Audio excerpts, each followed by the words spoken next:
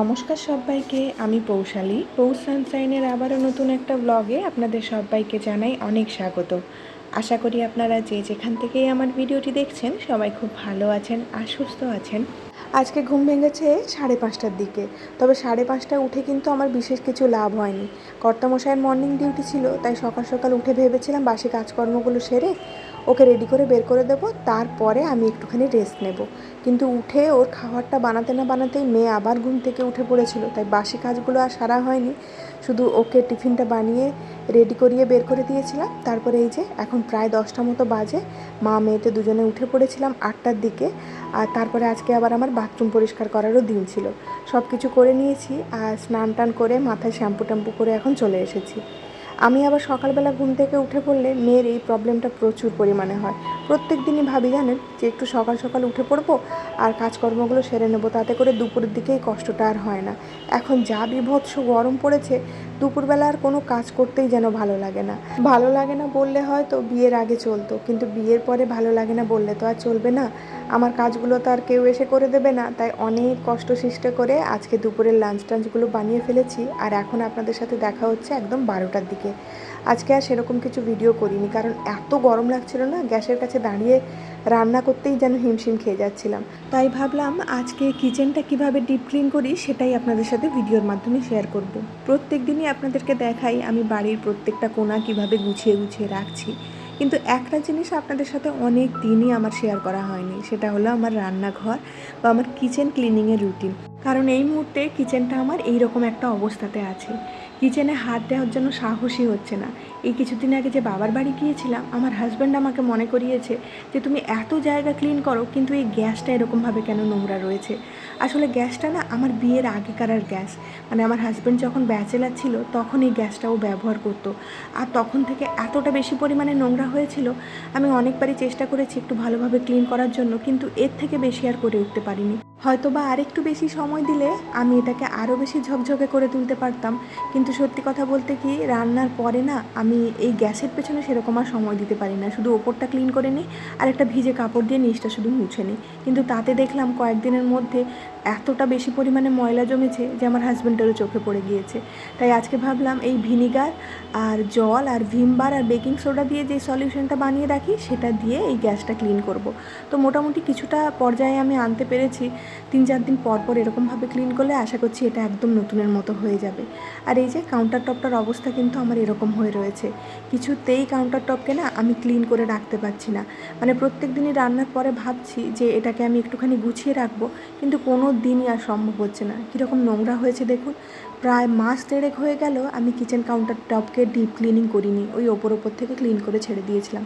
বাবার বাড়ি যে গিয়েছিলাম তার আগে একটুখানি ক্লিন করে গিয়েছিলাম, আর ওখান থেকে আসার পরে আর একদমই হাত দেওয়ার সময় হয়নি। আসলে আমার একটা কী প্রবলেম জানেন, যখনই কোনো একটা জায়গা প্রচুর পরিমাণে নোংরা হয়ে যায় সেটাই আমার হাত দিতে ভীষণ ভয় লাগে। তাই আমি সবসময় চেষ্টা করি যেই জায়গাটা একবার পরিষ্কার করে দিয়েছি সেটা একটা ক্লিনিং রুটিন বানিয়ে রাখার জন্য। কারণ আমি এটা অনেকবারই লক্ষ্য করেছি, একটা জায়গাকে আমি যতই ক্লিন করে রাখি না কেন, সেটা যদি আমি মান্থলি বা উইকলি একটা ক্লিনিং রুটিন না রাখি, তাহলে কিন্তু সেই জায়গাটা আর আগের মতো একদমই থাকবে না। 1-2 মাস পরে কিন্তু সেটা আবার নোংরা হয়ে যাবে। তাই বাড়ির যেই সমস্ত জায়গাগুলোকে পরিষ্কার পরিচ্ছন্ন করে রেখেছি সেগুলোকে একটু মেনটেন করে রাখার চেষ্টা করি। আর এখন চলে এসেছি কিচেন কাউন্টার টপে যে কন্টেনারগুলো রাখা থাকে সেগুলো একটু ধুয়ে নেওয়ার জন্য। এই কাঁচের যে জারগুলো রয়েছে এটা আমি মিশো থেকে নিয়েছিলাম জানেন। এর ওপরে যে গোল্ডেন কালারের লিডগুলো থাকে তার উপরে আমি পলিথিন দিয়ে ঢাকিয়ে রাখতাম, কিন্তু আমার ভুল কিনা জানি না বা কোয়ালিটিটা খারাপ কিনা জানি না, ওই যে লিডগুলো রয়েছে প্রত্যেকটা লিড না এরকম এক একটা জায়গাতে কালো স্পট পড়ে গিয়েছে। তো এটাকে আমি কিভাবে চেঞ্জ করব বা কী করব আমি বুঝে উঠতে পারছি না। আর অনেক দিন ধরেই ভাবছি কিচেন কাউন্টার টপ বা কিচেনটাকে একটুখানি মেকওভার করব, কিন্তু কিছুতেই আমি কিছু করে উঠতে পারছি না। কারণ এই মুহূর্তে আমি এমন একটা সিচুয়েশনে রয়েছি, এত ছোট বাচ্চা নিয়ে বাড়ির এত কিছু কাজ সামলে উঠতে উঠতে আমার মনে হয় কিচেনটাকে এমনভাবে অর্গানাইজ করব, মেকওভারের থেকেও বড় কথা আমি অর্গানাইজ এমনভাবে করতে চাইছি যে কিচেনে যাতে আমার একটু হলেও কাজ কমে আর কি। তো সেই জন্য আমি চিন্তাভাবনা করছি যে কোথায় কোন জিনিসগুলো রাখলে আমার এই ক্লিনিংয়ের দিকে একটু হলেও কম সময় দিতে হয়। তো দেখা যাক, কয়েকদিনের মধ্যেই আমি কিচেনটাকে মেকওভার করার কথা একটা চিন্তা করছি।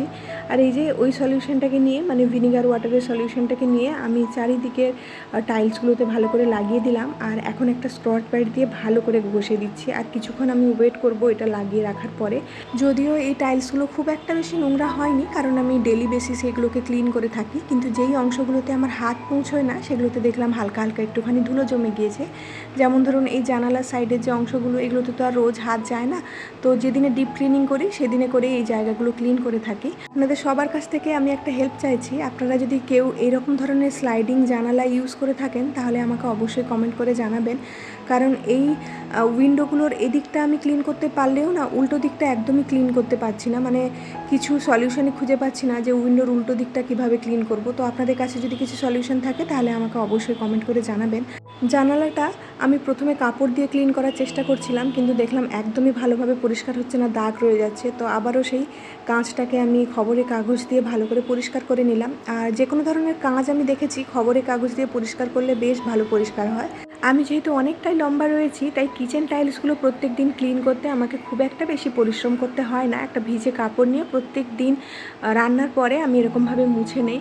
তাই আজকে একদম 5 মিনিটের মধ্যেই কিন্তু টাইলসগুলোকে একদম ঝকঝকে করে তুলেছি। তবে যেই জায়গাগুলোতে হাত পৌঁছয় না সেগুলো একটু করতে সময় লাগলো। আর জানালার এদিকের অংশটাতে পায়রাকে রোজ খেতে দিই, তো তাই রোজই আমাকে এই জায়গাটা একটা ভিজে কাপড় দিয়ে মুছে নিতে হয়। আমি অনেক দিনই মুছতাম না, কিন্তু দেখলাম 1 সপ্তাহ পর পর এত বেশি ময়লা করে দিচ্ছে পায়রারা। তো এখন আমি খেতে দেওয়ার আগে একবার ভালো করে মুছে নিই। আর এই যে এখন কিন্তু কিচেনটা একটু ভালো করে সাজিয়ে নেব। যদিও সাজানোর মতো খুব একটা বিশেষ কিছু জিনিস নেই, তবে আমার কাছে যা রয়েছে সেটা দিয়ে আমি সুন্দরভাবে সাজিয়ে রাখবো। আর এই যে এখানটা আমি একটুখানি রেখে দেখছি কোন দিক করে রাখলে ভালো হয়। আর আমি এটা লক্ষ্য করে দেখেছি, যে কোনো জায়গার ছোটোখাটো জিনিসগুলোকে যদি আমরা একটুখানি অদল বদল করে দিই তাহলে কিন্তু ইনস্ট্যান্ট সেই জায়গাটার লুকটা একদম চেঞ্জ হয়ে যায়, আর দেখতেও কিন্তু বেশ ভালো লাগে। তাহলে এটা গোছাতে গোছাতে আগের দিনের ভিডিওতে করা কয়েকজন মিষ্টি মিষ্টি দিদিভাই আর বোনেদের নামগুলো আমি নিয়ে নিই। পিয়ারে ফ্যামিলি লাইফস্টাইল আর পপি ঘোষ দিদিভাই, অর্পিতা হালদার, রুমা দি আর দীপা দাস, বেঙ্গলি ব্লগার সোনালি, কাই, be happy Indu, Ranita Jana, Joyshree Biswas, Bengali blogger Sonali আর মার্জিরাস ওয়ার্ল্ড। তো আপনাদের সবাইকে জানাই অসংখ্য ধন্যবাদ। আগামী দিনগুলোতেও এভাবে আমার পাশে থেকে আমার মনোবল বাড়াবেন। আর এই যে কিচেনটা কিন্তু আমার সুন্দরভাবে গোছানো হয়ে গিয়েছে। আপনাদের কাছে কেমন লেগেছে অবশ্যই জানাবেন।